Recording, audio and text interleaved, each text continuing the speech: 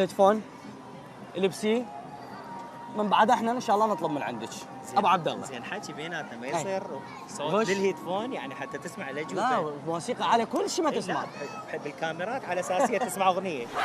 1 2 3 4 5 يعني ما عدا الكاميرات اكو عيون تراقب. فيعني حتى انا ما اقدر اشوف ايدي عليك يعني مدي هسه 50,000 اعطيك اياها واطلع بس. المخرج باع شلون خنزر علينا يعني ما بيها مجال. لا انا راح احاول قدر الامكان ابو عبد الله اساعدك. نعم ان شاء الله ماشي؟ وياه يخوف هذا المخرج. شوفه باوع محمد مثنى باوع بحواشبه. ورده محمد مثنى. يلا خلينا نبدي المسابقه. يلا السؤال الاول يقول صراحه صراحه واكيد يعني قبل الزواج كثير حبوا كثير يعني نادرا ما يطلع لك واحد يقول لك انا ما حبيت هذا شيء يبالغ وكذا. فهو الحب مو عيب. فانا راح اسالك قبل الزواج حبيت مره مرتين 3 4 هاي الاختيارات. لا مو هاي قبل الزواج ما يخالف مو عندي جزاني ما معترف لها يعني انت راح تصير لنا مشكله هيجي اعطيك 50,000 وروح. زين لا هو قبل الزواج قبل ما تعرف اختنا ام عبد الله يعني ما بيها شيء. لا انت يعني حكي بيناتنا ماكو هذا الموضوع. زين قل لي وراح الغي السؤال. قل لي شاورني ما راح الغي السؤال ما راح يعني اذا اقول لك يمكن لا ما يعتبر يعني حب.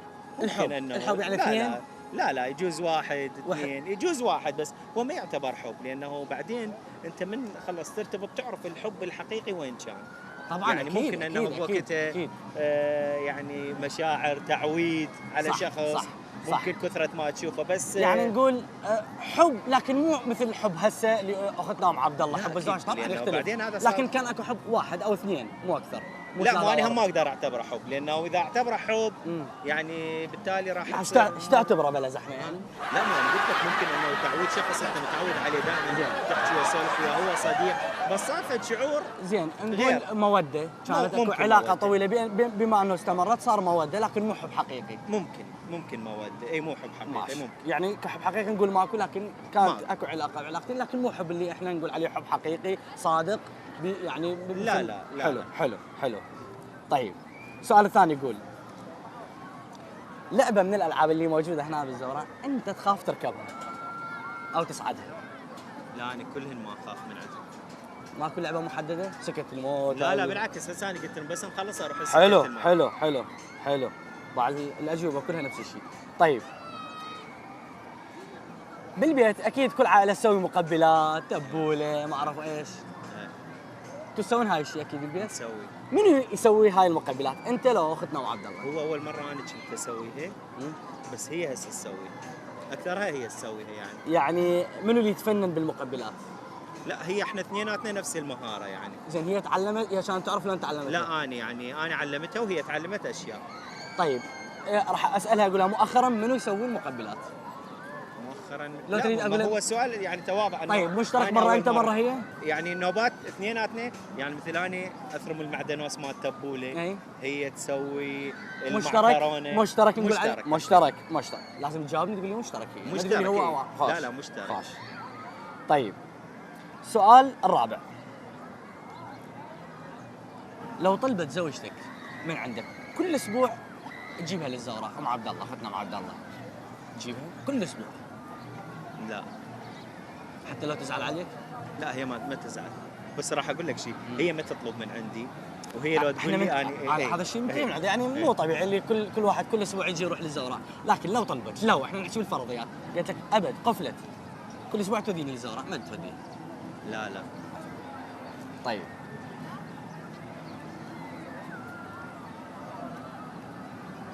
من تجون للحدائق الزوراء او من تطلعون سفره منو بيكم اللي يقول يلا كافي خلينا نروح للبيت؟ اني. انت؟ اي انا. بس هي تصير انه يعني جواب يصير يلا نروح كافي. انت؟ اي يعني انت صاحب المبادره. حلو. اذا ام عبد الله اختنا ام عبد الله اسحبي الهيدفون. ام عبد الله سالت ابو عبد الله 5 اسئله وان شاء الله ال5 اسئله سهله مو ابو عبد الله الورد؟ اكيد. شو تقول راح تربح ال50,000 دينار لان هي هسه الكره بملعبها هي اللي تحدد نوع او كميه الجائزه يعني راح تربح 50 او 40 او 30 فهي انت شو تقول؟ وهي انا راح تحصد ال50 لو راح يصير بها خيارات زين. اذا 40 البيت اهلها تروح. اذا 30 البيت اخوها. وجود ام عبد الله يمك كان متاكد يسوى ملايين الدنيا. لا اكيد يعني، وهذا بس مجرد انه يعني باب مزحه. يلا اوكي يعني. لا دافع لك لا تخاف اخوك كان يعني. انا اقطع عنك.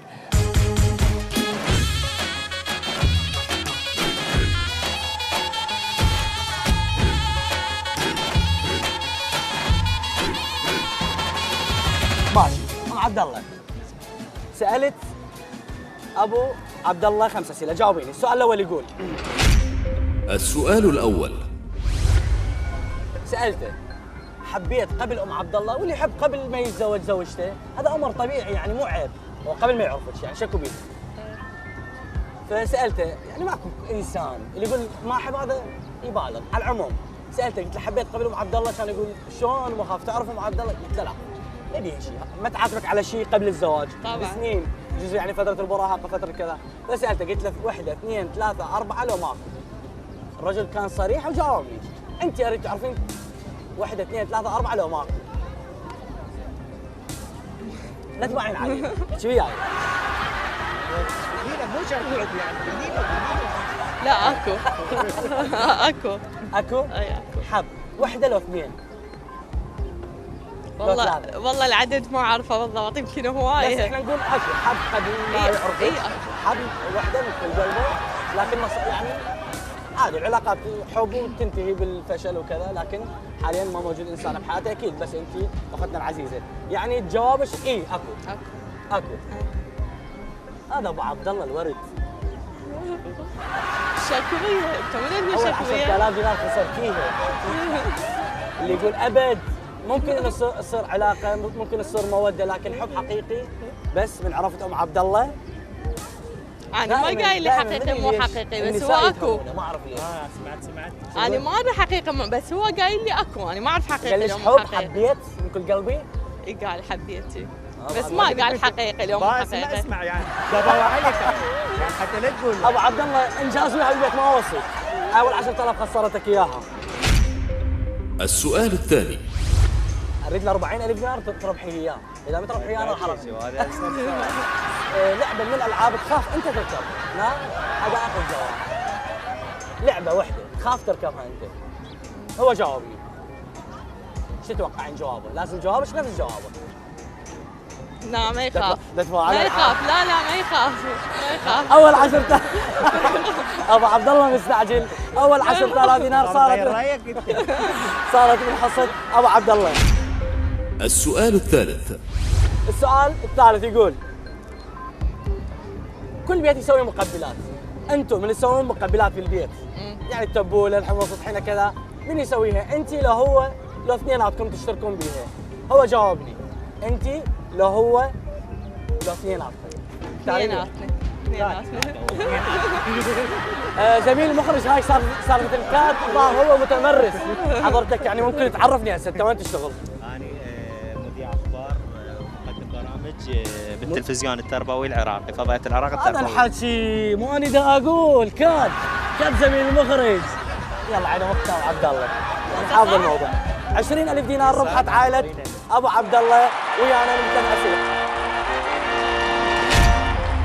السؤال الرابع: السؤال الرابع يقول قلت له لو طلبت من عندك ام عبد الله كل اسبوع تجيبها للزوراء. ابو عبد الله كمل السؤال ده قصدي. ماشي. لو طلبت ام عبد الله انه كل اسبوع تجيبها للزوراء لو تزعل عليك قفلت؟ لا هو هذا الشيء ما يصير، احنا نعرف يعني ما كل اسبوع واحد يجي للزوراء، لكن قفلت عليك انه كل اسبوع تجيبها للزوراء لو تزعل، معقوله هو هين عليه زعلك؟ فش تقولين؟ يجيبش كل اسبوع؟ لا انت هيك تسوي تأزم لا الموضوع. دقيقة. لا تأزم الموضوع. لا ماكو داعي. ما داعي لك لا شو تقولي لي يجيبش كل اسبوع ولا لا؟ لا كل شهر ما يجيب لي. 30,000 دينار ربح. ما قلت كاتل. 30,000 دينار ربح ابو عبد الله بدون كات. السؤال الخامس: السؤال الخامس والاخير. منو اللي بيكم يقول يلا كافي من تطلعون سفره مثل اليوم، يلا كافي تعبت خل نروح، يلا كافي؟ منو يعني يقول هاي الحكايه دائما من تطلعون؟ انا شوف يعجبني بي انا راح اساعده وراح اخليكم تربحون ال 40,000 دينار. لا اشوفه ساكت ما يغشش، يعجبني انا كل عائله التقي بيهم يحاول الرجل انه يغشش، انا اشوفه هادئ ما شاء الله فراح اساعدك انا.